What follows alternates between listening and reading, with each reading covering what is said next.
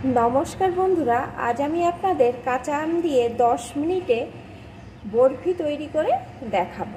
তার জন্য এখানে আমি দুটো কাঁচা আম নিয়ে নিয়েছি। এখন প্রথমে আমি আম দুটোর খোসা ফেলে ছোট ছোট টুকরো করে কেটে নেব। তাহলে বন্ধুরা, রেসিপিটি দেখার শুরুতে প্লিজ একটা লাইক দিয়ে দেখতে থাকুন। আর আপনারা যদি কাঁচা আম সংরক্ষণ করতে চান, আমি যেভাবে কাঁচা আমের বরফি তৈরি করছি এইভাবে যদি বরফি তৈরি করে রেখে দেন, বহুদিন পর্যন্ত কিন্তু এটা ভালো থাকবে।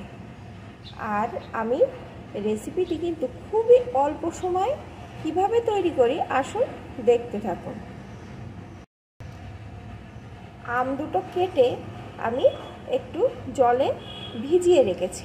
এইভাবে কিছুক্ষণ আমগুলো ভিজুক, তার মধ্যে আমি এই বরফির যে মশলাটা সেটাকে প্রথমে রেডি করে নিই। মশলাটা তৈরি করার জন্য আমি এখানে একটা কড়া গরম করে নিয়েছি। এখন প্রথমে এর ভিতরে দিয়ে দেব একটা শুকনো লঙ্কা, একটু 5 ফোড়ন। এখন এগুলোকে অল্প আঁচে সুন্দর করে ভেজে নেব। অল্প আঁচে মশলাটা আমি নেড়ে নেড়ে সুন্দর ভেজে নিয়েছি। এখন এই মশলাটা একটু ঠান্ডা হওয়ার পর মশলাটাকে আমি গুঁড়ো করে নেব। মশলাটা আমার রেডি হয়ে গেছে। এখন মশলাটাকে নামিয়ে নেব। নিয়ে এই মিক্সিং জারে আমি আমের টুকরোগুলো জল থেকে সেঁকে তুলে নেব। আমের টুকরোগুলো আমি তুলে নিয়েছি। এখন এগুলোকে আমি পেস্ট করে নেব।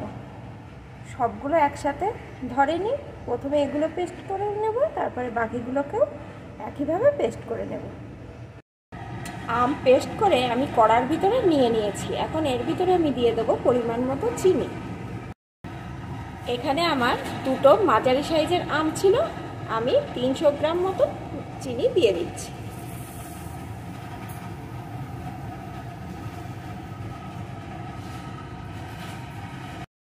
দিয়ে দেব একটু লবণ, একটু হলুদ গুঁড়ো, একটু লঙ্কা গুঁড়ো, একটু গোলমরিচ গুঁড়ো। এখন আমি সমানে এইভাবে নেড়ে নেড়ে মিডিয়াম টু লো আছে এটাকে সুন্দর করে রান্না করে নেব। এটা কিন্তু রান্না করার সময় সমানে এইভাবে নাড়তে হবে, না হলে কিন্তু নিচে লেগে যেতে পারে। এটা কিন্তু একদমই অল্প সময় লাগবে, খুব বেশি সময় লাগবে না।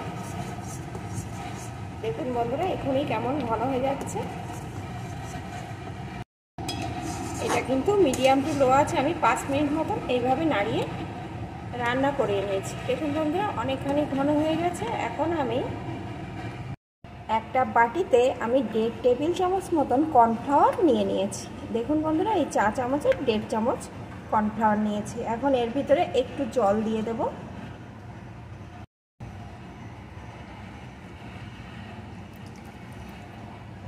এখন কর্নফ্লাওয়ারটা আমি গুলে নেব জলের সাথে। জলের সাথে কর্নফ্লাওয়ারটা আমি গুলে নিলাম। এখন এটাকে আমি আমের ভিতরে দিয়ে দেব।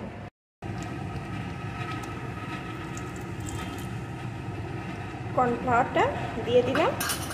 এখন আরও কিছুক্ষণ এইভাবে নেড়ে আমি রান্না করে নেব। দেখুন বন্ধুরা, কালারটা এখনই কত দারুণ এসছে। এই কর্নফ্লাওয়ার দিয়ে যদি এইভাবে আমের বরফি, নাড়ু যে যাই তৈরি করেন না কেন, খুব সহজে তৈরি হয়ে যাবে। কোনো রকম রোদ্রে দেওয়ার ঝামেলা করতে হবে না। আর খুব যে বেশিক্ষণ কিন্তু এটা রান্নাও করা লাগবে না।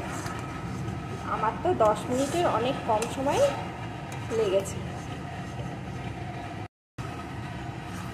কর্নফ্লাওয়ারটা দিয়ে কিন্তু মিশিয়ে নেওয়ার সাথে সাথেই এটা কিন্তু আরও ঘন আর জমাট বাঁধতে শুরু করেছে। আর বেশিক্ষণ কিন্তু নাড়ানো যাবে না।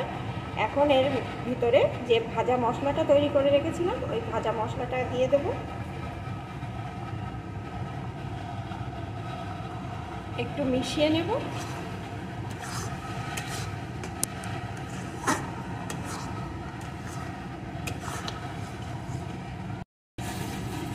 মশলাটা মিশিয়ে নিয়েছি। দেখুন বন্ধুরা, এখন কিন্তু কড়া থেকে কেমন নিচে থেকে উঠে আসছে। এখন কিন্তু এটা একদম আমার রেডি।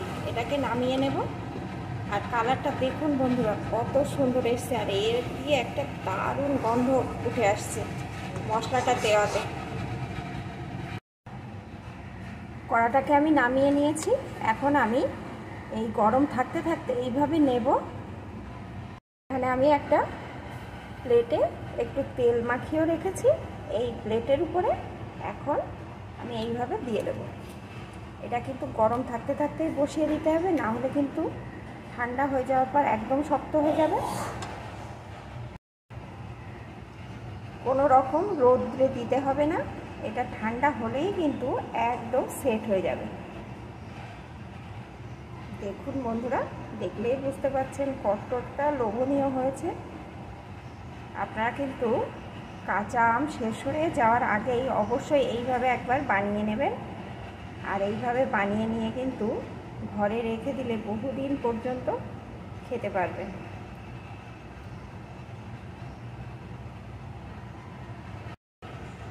সুন্দর করে বসিয়ে দিয়েছি, এখন এটাকে আমি একটু ঠান্ডা করে নেব।